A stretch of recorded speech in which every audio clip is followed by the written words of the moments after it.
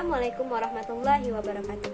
Halo semuanya, kami dari kelompok 7 yang beranggotakan saya sendiri, Okta Siliani dengan NIM 2120201090 dan teman kita Erin Febriani dengan NIM 2120201091. Di sini kami akan membahas materi mengenai standar penilaian dan tahapan evaluasi pendidikan dengan dosen pengampu Bapak Muhtarom Magister Pendidikan Islam dalam mata kuliah evaluasi pembelajaran.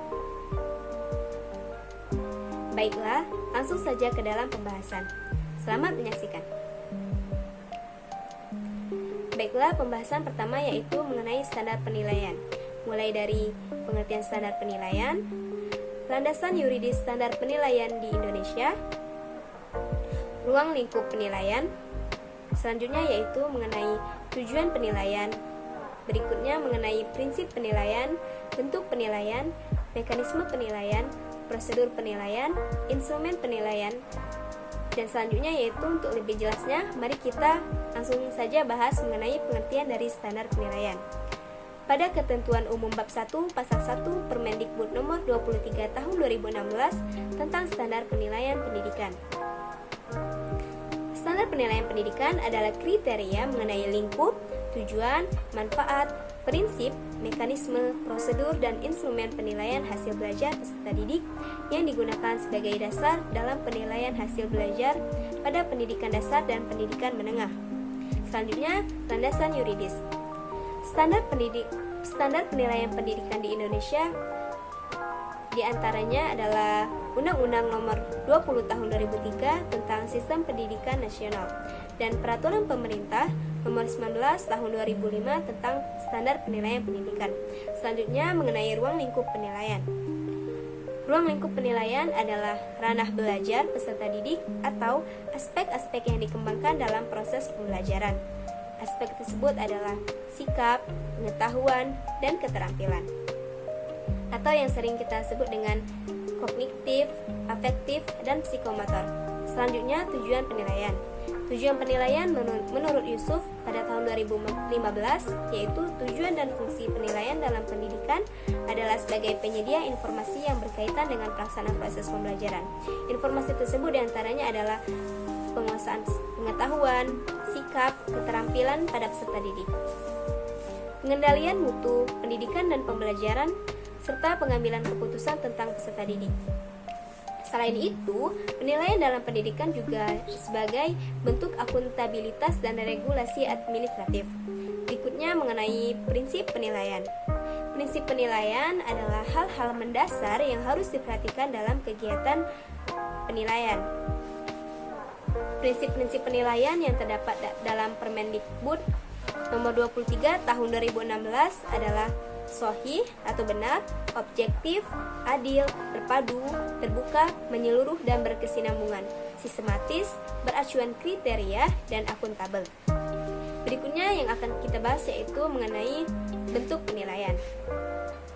Bentuk-bentuk penilaian yang dijelaskan dalam Permendikbud nomor 23 tahun 2016 adalah penilaian oleh pendidik, penilaian oleh satuan pendidikan, dan penilaian oleh pemerintah. Adapun macam-macam bentuk penilaian sebagai berikut,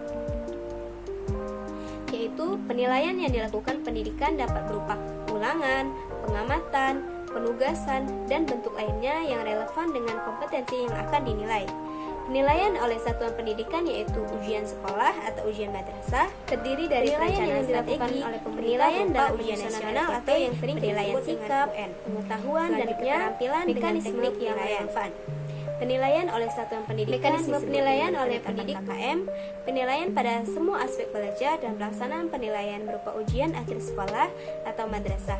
Penilaian oleh pemerintah dilakukan dalam bentuk ujian nasional, survei, dan sensus melalui kerjasama dengan pihak-pihak yang terkait.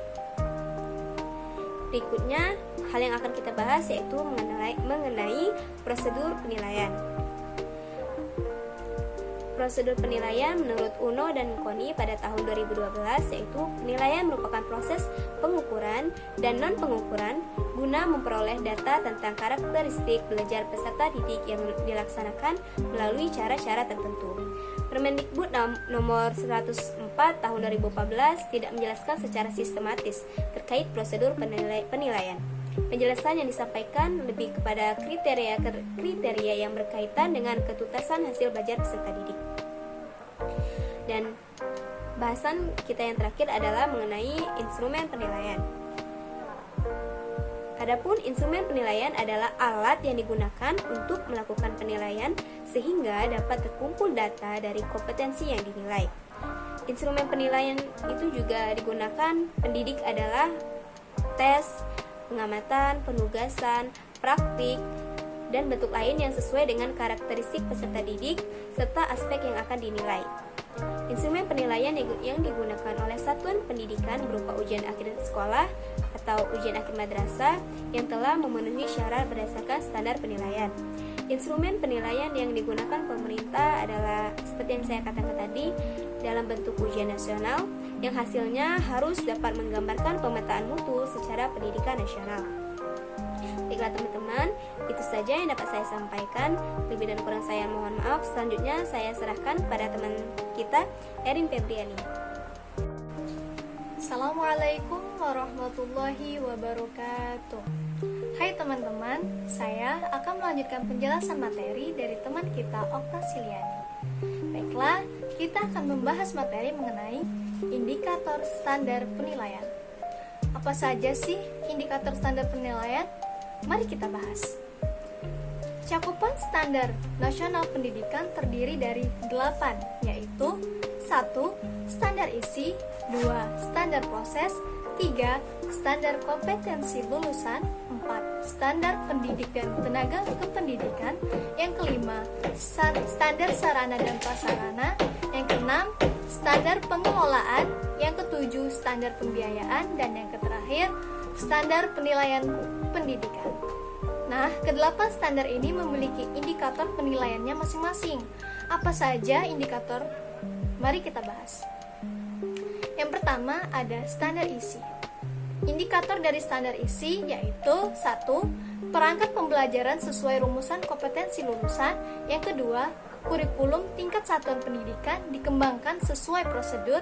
Dan yang ketiga, melaksanakan kurikulum sesuai ketentuan. Dan yang kedua itu ada standar proses. Apa sih indikatornya? Yang pertama yaitu sekolah merencanakan proses pembelajaran sesuai ketentuan. Yang kedua, proses pembelajaran dilakukan dengan tepat. Dan yang terakhir yaitu pengawasan dan penilaian otentik dilakukan dalam proses pembelajaran. Dan selanjutnya itu ada standar kompetensi lulusan. Indikatornya yang pertama, lulusan memiliki kompetensi pada dimensi sikap. Yang kedua, lulusan memiliki kompetensi pada dimensi pengetahuan. Yang ketiga, lulusan memiliki kompetensi pada dimensi keterampilan. Selanjutnya ada standar pendidik dan tenaga pendidikan. Yang satu, atau yang pertama, ketersediaan dan kompetensi guru sesuai ketentuan.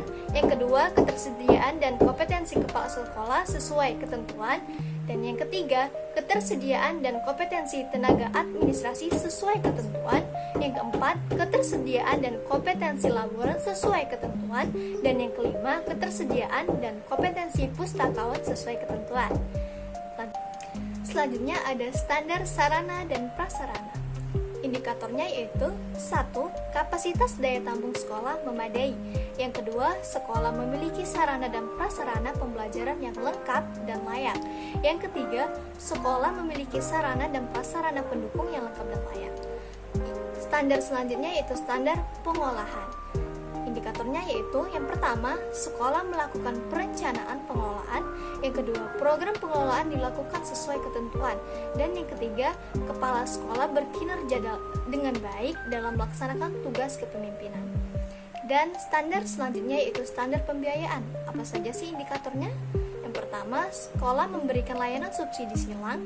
Yang kedua, beban operasional sekolah sesuai ketentuan. Dan yang ketiga, sekolah melakukan pengelolaan dana dengan baik. Standar yang berikutnya yaitu standar penilaian pendidikan.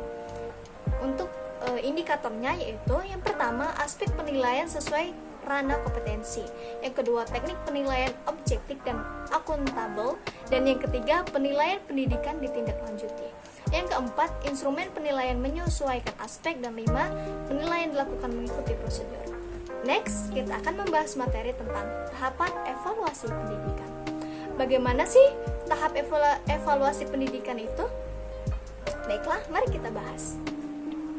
Ada tahapan pertama yaitu tahap persiapan. Menurut Damayanti pada tahun 2007, tahap ini disebut juga tahap perencanaan dan perumusan kriteria. Langkahnya meliputi yang pertama, perumusan tujuan evaluasi, yang kedua, penetapan aspek-aspek yang akan dievaluasi, dan yang ketiga, menetapkan metode dan bentuk evaluasi, baik tes maupun non-tes, yang keempat, merencanakan waktu evaluasi, dan yang kelima, melakukan uji coba untuk tes agar dapat mengukur validitas dan reliabilitas untuk evaluasi yang menggunakan tes. Hasil dari tahap ini adalah kisi-kisi soal dan seperangkat alat tes seperti soal, lembar jawaban, kunci jawaban, dan pedoman penilaian. Tahapan selanjutnya yaitu tahapan pelaksanaan. Nah, tahapan pelaksanaan atau disebut juga dengan tahap pengukuran dan pengumpulan data adalah tahap untuk mengumpulkan informasi tentang keadaan objek evaluasi atau siswa dengan menggunakan teknik tes atau non-tes. Bila menggunakan teknik tes, soal yang digunakan sebaiknya sudah teruji validitas dan reliabilitasnya. Tes yang digunakan dapat berbentuk tes tulis, lisan, atau praktik. Dan tahapan yang ketiga ada tahap pengolahan hasil. Nah, tahap pengolahan hasil adalah tahap pemeriksaan hasil evaluasi dengan memberikan skor. Skor yang diperoleh siswa selanjutnya diubah menjadi nilai. Pada tes tulis, pemeriksaan hasil dilakukan setelah tes selesai. Sedangkan pada tes lisan dan praktik, penilaian dilakukan bersamaan dengan waktu pelaksanaan tes tersebut. Baiklah, tahapan selanjutnya ada tahap tindak lanjut. Tahap tindak lanjut atau disebut juga tahap penafsiran adalah tahap untuk mengambil keputusan berdasarkan nilai yang dihasilkan pada tahap pengelolaan hasil. Misalnya, A. Memperbaiki proses belajar mengajar, B. Memperbaiki kesulitan belajar siswa, C. Memperbaiki alat evaluasi, dan D. Membuat laporan evaluasi atau rapor. Baiklah, mungkin itu saja materi yang dapat kelompok kami jelaskan. Thanks for watching. Assalamualaikum warahmatullahi wabarakatuh.